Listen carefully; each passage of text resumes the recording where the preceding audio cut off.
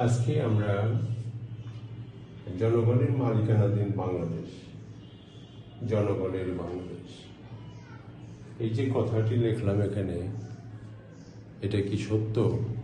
সংবিধানের শুরুতে সরকার কিন্তু বলেছে যে দেশের প্রজাতন্ত্রের সকল ক্ষমতার মালিক জনগণ।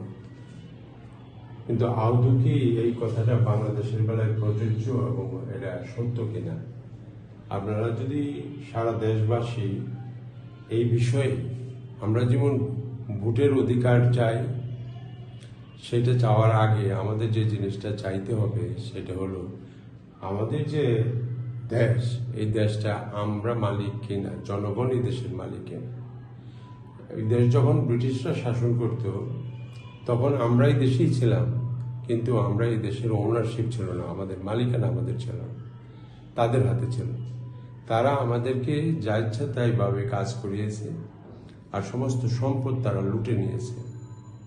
এখন আমরা যদি তখন ব্রিটিশ পিরিয়ডে যদি বলতাম আমরা যে আমরা জনগণ এই দেশের মালিক, তাহলে কি করতে হতো? তাহলে আমাদেরকে ওই ব্রিটিশ সরকারের বিরুদ্ধে দাঁড়িয়ে তাদেরকে তাড়িয়ে আমাদের মালিকানা অর্জন করতে হতো। সেই মালিকানা আমরা বলি সবাই যে আমরা 1947 সনে অর্জন করেছি, কিন্তু এটা সত্য কথা না, মিথ্যা। এটা পুরোপুরি টাকা মিথ্যা কথা।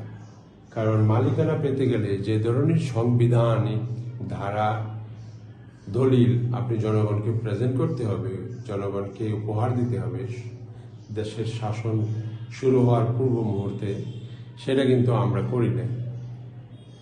1947 সনে দেশ স্বাধীন হওয়ার পর 1970 সনে প্রথম নির্বাচন অনুষ্ঠিত হয়েছিল বাংলাদেশের, পূর্ব পাকিস্তান এবং পশ্চিম পাকিস্তানে। সেই নির্বাচন ছিল ডাইরেক্টলি অ্যান্ড ইনডাইরেক্টলি লেজিসলেটিভ অ্যাসেম্বলির ইলেকশন। এটা মেম্বার্স অফ পার্লামেন্টের ইলেকশন না, যদিও ন্যাশনাল অ্যাসেম্বলি ইলেকশন হিসেবে ওইটাকে কল করা হয়েছিল। আইডিয়াটা এটার পিছনে ছিল এই যে জনগণের দেশ প্রতিষ্ঠিত করার জন্য একটি সংবিধান তারা তৈরি করবেন, যারা অ্যাসেম্বলিতে বসবেন তারা সেই সংবিধান তৈরি করবেন। এবং সেই সংবিধান তৈরি করতে গিয়ে একজনকে প্রাইম মিনিস্টার করার দরকার নেই।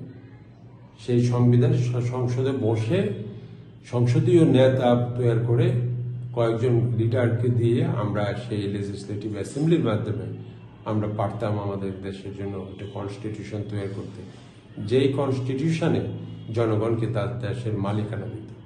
সেই মালিকানা কিন্তু আজকে সেই 1947 সন থেকে টুডে 2026 সন, এই প্রায় 80 বছর পরে এসে বাংলাদেশের জনগণের কাছে কিন্তু দেশের মালিকানা দেওয়া হয় না। আপনি যদি এই সংবিধান পড়েন, আমাদের দেশের শিক্ষিত লোকের অভাব নেই। আমাদের দেশে এখন প্রায় 200-300 ইউনিভার্সিটি, কলেজের পড়াশোনা হচ্ছে, কিন্তু আমরা যদি বলি যে আমাদের দেশটা জনগণের মালিকানাধীন, কিন্তু আমি যদি কাগজে পত্রে দেখি যে না, এই দেশটা জনগণের মালিকানাধীন না, এই দেশটা দেওয়া হয়েছে 5টা প্রতিষ্ঠানের কাছে।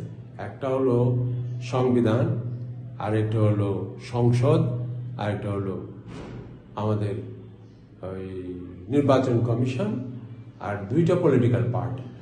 এই যে এটা ইভলভ হয়েছে, তারা এই সংবিধান, সংসদ এবং নির্বাচন কমিশনের উপর দিয়ে গড়িয়ে গড়িয়ে তারা যে 2টা পার্টি গঠিত হয়েছে, তারা 5 জনে মিলে এই দেশটাকে জনগণকে ডিনাই করেছে।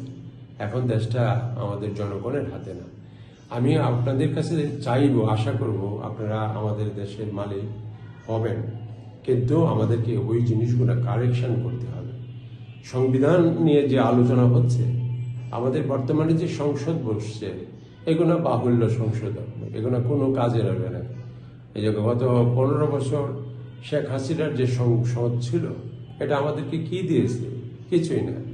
2022 সনে একটা নির্বাচন কমিশন আইন করেছেন, সেই আইনে তাদেরকে গড বানিয়ে দিয়েছেন দেশের নির্বাচন কমিশনে। কি করেছে? তাদেরকে কোর্টে নেওয়া যাবে না, তারা বিচারের মধ্যে। তো এই সমস্ত কাজ করে আমরা আমাদের দেশকে পতনের দিকে নিয়ে যাচ্ছি।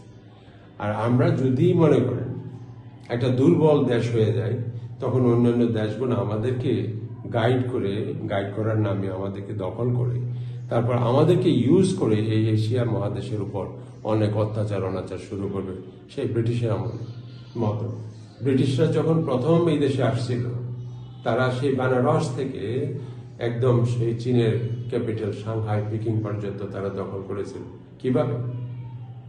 এই আমাদের অর্থ সম্পদকে ভিত্তি করে তারা যখন দখল করলো, তারপরে চীনকে তারা প্রায় ইউরোপে যতটি দেশ ততটি ভাগে বিভক্ত করেছিল।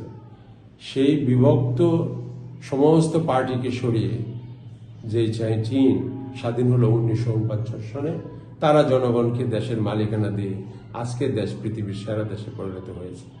কিন্তু আমরা কিন্তু আমাদের দেশের জনগণকে দেশের মালিকানা দিতে প্রস্তুত না। পাকিস্তান পিরিয়ডে তারা দেয় নাই, পাকিস্তান এখনো জনগণকে দেশের মালিকানা দেয়নি, বাংলাদেশও আমাদের জনগণের মালিকানা দেওয়া হয়নি।